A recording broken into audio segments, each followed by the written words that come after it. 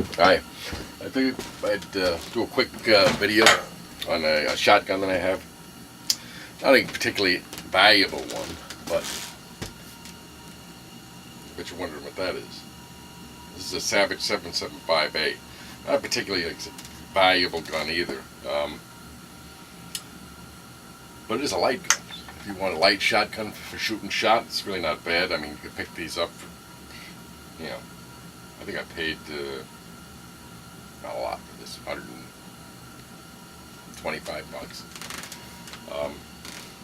If you're wondering why it looks like that, you don't see too many guns looking like that unless they're stainless steel, and this obviously is not stainless steel.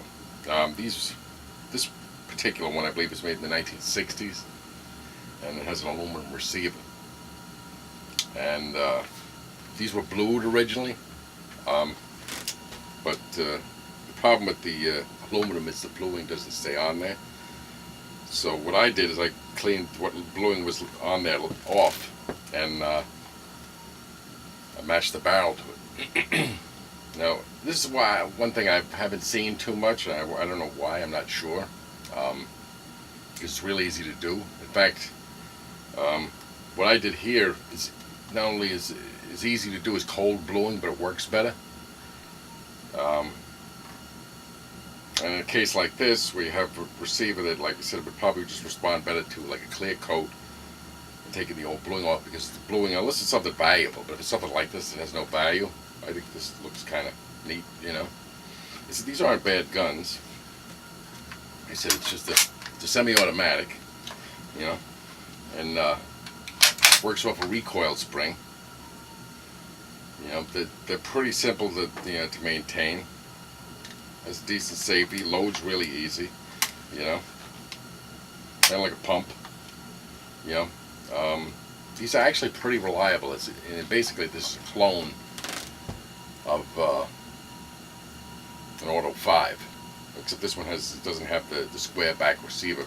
The original Savage clone was, I think, a 720, and that one does have like a square back. But this is a later one. This is 60s, so they kind of made it look almost like a pump or any other shotgun, you know.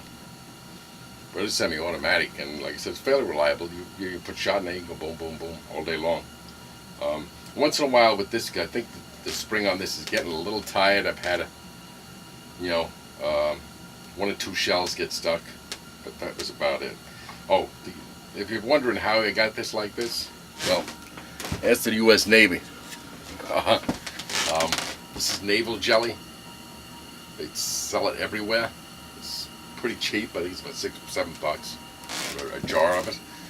That's what the Navy uses to keep their ship's battleship gray. And this stuff really works good.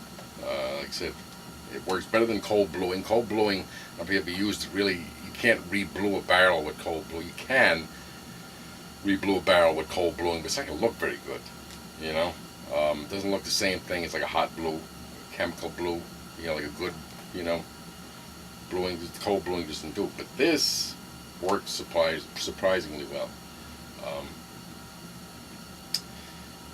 So see, plus I upgraded this with a little bit of a newer sight on it, you know. Like I said, you know, I kind of like it. Like I said, it looks different. When people see this, it's like, ooh, you know, what's that? Because you've never seen, look like this. And I don't understand why people don't use naval gel, because this has been, I did this about a year ago, and the barrel was kind of rough, so I had to clean it up. There isn't a spot on it, and this has been outside. It's been bounced in the back of the car. If there is any spot on it, it's probably I probably was a little missed a spot when I was doing it, or the barrel's still a little rough. But it's not from this stuff wearing off. It has very good wear ability outside. Like I said, it beats cold bluing hands down. But like I said, you probably wouldn't want to put on any guns of any value that had blued barrels. But on something like this, who cares? It's just a it's a shooter. There really isn't no big value to it. If I went to sell this, I would sell it to whomever was interested, for a couple of $100, and that's it. I mean, I think when I got this, I think I paid like $80, but it was in kind of pretty bad shape, and that was a number of years back. think it was before, before the SAFE Act, I'm pretty sure. Yeah, I am positive it was before the SAFE Act. I don't know if you're familiar with the SAFE Act in New York, but if you buy a firearm in New York, even if it's between two people, two private people, it has to go through a gun store. Now, this wasn't true prior to 2013. Or I think it's 2014. 2014. Because I had bought firearms before that, and you said you could stop at a flea market, pick up a shotgun for $50, but not anymore. Now everything is you got to do a background check. So, but anyway, like I said, this was I got this before the SAFE Act, so I got it pretty cheap, and but it was rough, and like I said, I cleaned it up. But I've had actually a couple of people want it, for made offers on it, wanted it for a few $100s because they haven't seen one like it, and like, oh. But like I said, guns like this are great to fool around with because who cares? It's just something you're going to shoot, and it's not something that's ever going to have any inherent value. I think it's pretty neat. Like I said, these aren't bad guns at all. It's got a nice action. It's pretty easy to take apart. You don't even have to make these tight. This doesn't loosen up. It's the same thing as most shotguns. You just take your this off on the top, and then this comes right out. The whole barrel and everything pops right out, and there's your recoil spring right there.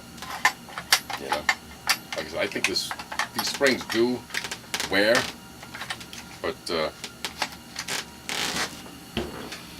you can still get them for this. I believe that Bloomrich carries it, and it's not that much money.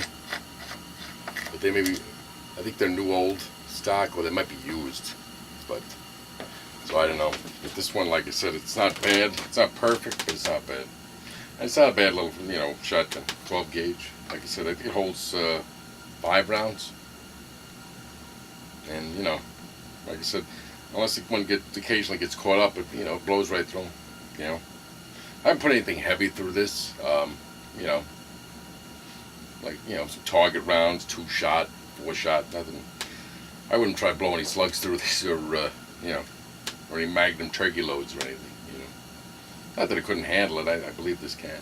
But, just a neat little gun. Like I said, semi-automatic Savage 775a, vintage 1960s. Somewhat custom. My own customization. And that's about it. Thanks.